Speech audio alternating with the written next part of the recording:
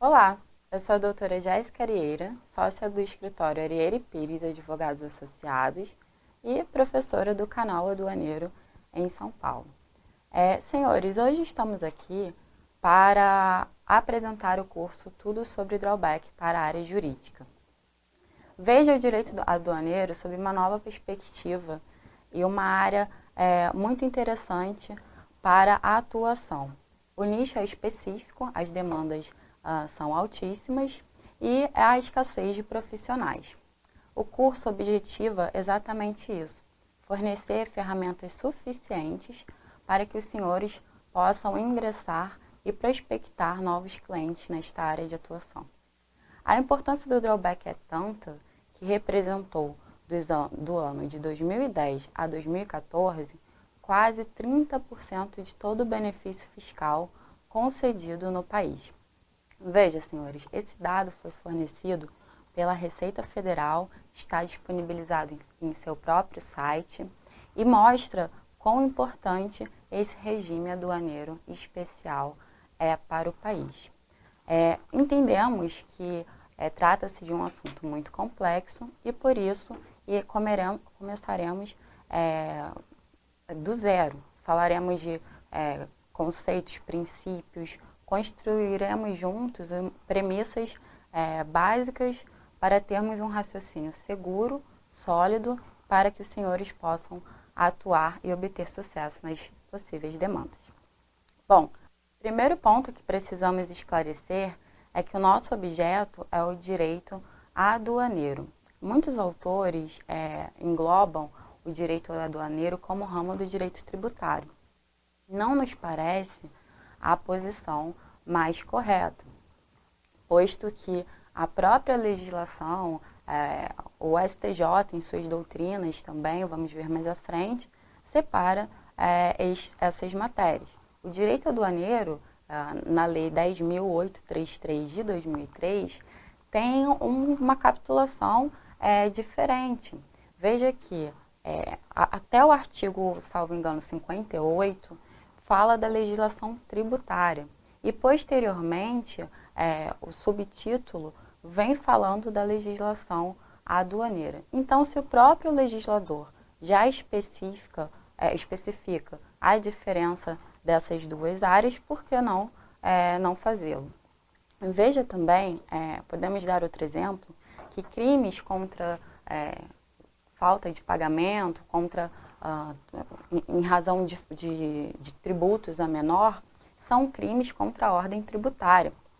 Enquanto muitos dos crimes praticados no âmbito do direito aduaneiro estão, por exemplo, na capitulação penal, como é o caso do descaminho em seu artigo 334.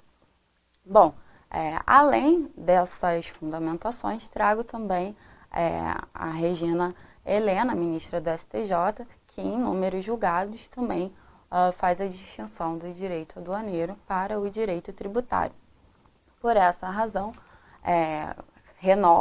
reitero que nosso objeto vai ser especificamente direito tributário e, claro, falando bastante do direito aduaneiro em conjunto com o direito tributário, posto que andam juntos e não é possível falar de aduana, comércio exterior, sem nos atentar aos tributos. Por essa razão, também iremos trazer alguns conceitos que os senhores provavelmente já devem ter se familiarizado desde a época da faculdade, não será muito problema, e vamos relembrá-los aqui para termos um contexto bem forte, bem sólido também no âmbito interdisciplinar. Veja que, conforme eu já havia dito, iremos começar sedimentando conceitos básicos. Falaremos do que é um regime aduaneiro, para que serve, sua natureza jurídica, apresentaremos alguns fatos e dados, abrangência, legislação básica. Após essa construção, que poderemos avançar para drawback e suas modalidades. E, por fim, apresentaremos o módulo de multas e cominações legais, em que muitos dos senhores já atuarão nessa área, nessa fase emergencial, em que muitos dos nossos clientes possam estar já em fase de uma execução fiscal e os senhores possam vir a resgatá-los, socorrê-los com a fundamentação e o respaldo jurídico que iremos fornecer aqui no curso.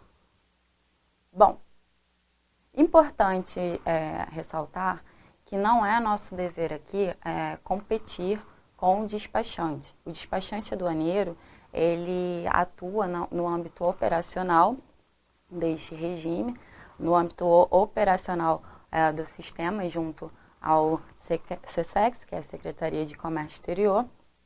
E, inclusive, ao longo do curso, abordaremos questões em que possamos atuar também para o despachante.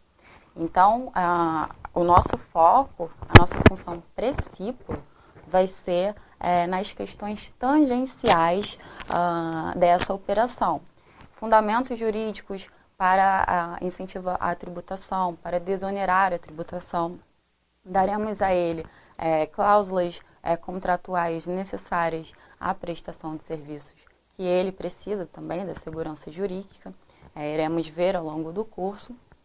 Fora outras questões que só nós, advogados, poderíamos exercer tanto no âmbito administrativo quanto no âmbito judicial. Veja, senhores, nada impede, posteriormente, que os senhores se interessem e façam uma especialização nessa área de atuação para operar com o despacho aduaneiro, uma vez que, tanto no regime de drawback quanto em outros, a habilitação não é exclusiva para o despachante.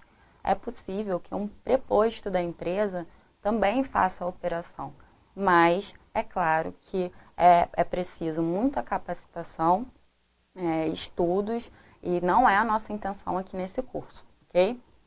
Bom, vamos passar então para a legislação pertinente. Antes de explicar os marcos desse regime e do regime aduaneiro, é preciso lembrar de algum contexto histórico. Nós podemos aqui evoluir um raciocínio juntos em razão de dados que já nos é sabido. Bom, em 1808, com a vinda da família real ao Brasil, temos que lembrar que aquela época a Europa estava em situação muito crítica. Napoleão estava avançando com as suas tropas para todos os países e, com a ajuda da Inglaterra, a família real veio ao Brasil e trouxe alguns estoques de ouro que iam acabar, claro, com uma certa proximidade de tempo. Vejamos, quando o Brasil começou a ver que estava ficando escassos desse ouro trazido por Portugal, pensou logo em abrir os portos para essas relações exteriores. Nessa abertura, a Inglaterra, que tinha favorecido o Brasil, a família real em relação à fuga, a Inglaterra teve preferência, praticando valores de alíquotas de importação e exportação, que eram inclusive inferiores a praticadas por Portugal. Então, o Brasil ficou muito dependente financeiramente de questões deficitárias e favoráveis à Inglaterra e a Portugal. Bom, o primeiro regulamento aduaneiro não demorou para vir, foi em 1832. Também não durou muito tempo. O Brasil, ele também, apesar de ter muita potência, muita riqueza para pensarmos em exportação, né, sempre teve um viés muito protecionista. E ao longo nós vamos ver. Essa questão do implemento em 1832 do primeiro regulamento aduaneiro sofreu alguma modificação logo em 1836, em razão do Brasil já querer essa independência financeira.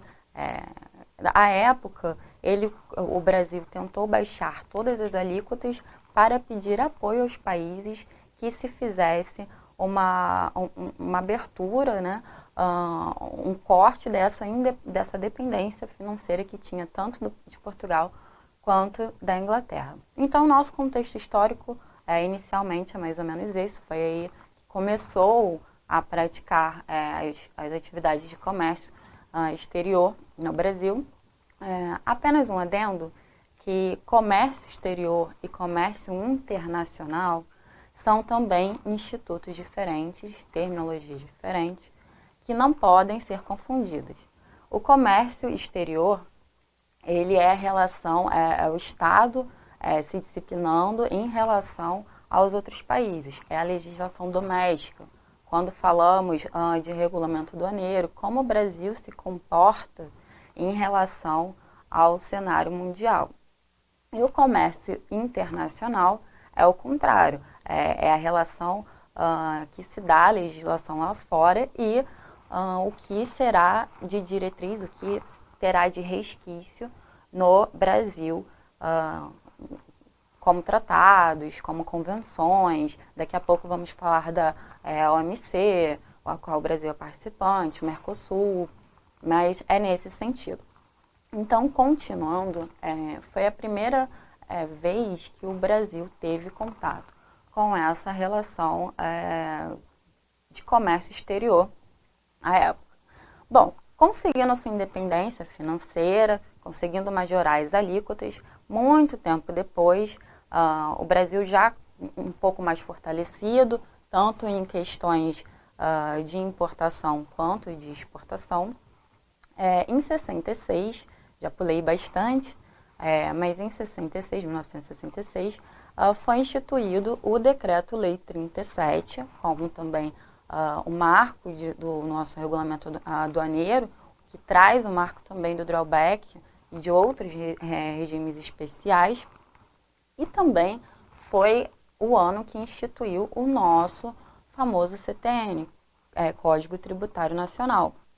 Então, veja, foi um momento concomitante em que se praticava já tinha esse viés de ter uma relação com o exterior, nenhum país é autossuficiente para se fechar, e com o Brasil não seria diferente, apesar de ter um viés extremamente, posso falar extremamente protecionista, porque nós tínhamos alíquotas em mais de 100% para importações, para termos uma ideia, até em relação a produtos supérfluos. À época, imaginem, se o Brasil impõe alíquotas muito altas para importação e exportação, ele também vai sofrer retaliações com outros países. E com a globalização, com essa mudança do cenário mundial, o Brasil ficou impossibilitado de continuar com essa postura. E foi abrindo um pouco a sua política externa. Veio também com o advento do Tratado de Assunção, a participação no Mercosul, que inicialmente era Argentina, Paraguai, Uruguai, e agora também, depois de um tempo, Venezuela. Então, veja que o Brasil já se comporta de outra maneira em razão de ter sido prejudicado por esse viés protecionista. Também preciso citar, em relação à época de JK, aquele velho lema de 50 anos em 5, muito forte dele, o que aconteceu ao final de seu mandato. Veja, o Brasil, apesar de ter muitas indústrias, terem sido construídas muitas indústrias, parques industriais, à época o Brasil ficou muito deficitário, porque ele fazia muitos empréstimos para conseguir obter essa evolução tão rápida. Então, isso só agravou mais ainda o Brasil em relação às políticas exteriores. Bom, após a abertura, tivemos esse marco, o Decreto-Lei 37 de 66, e o regulamento aduaneiro foi sofrendo várias alterações. A Lei 6759, a última foi em 2009. É importante já que tenhamos que nos familiarizar nesse sentido. Bom, vamos fechar esse primeiro bloco e voltamos já com a contextualização da legislação no Brasil sobre comércio exterior, ok?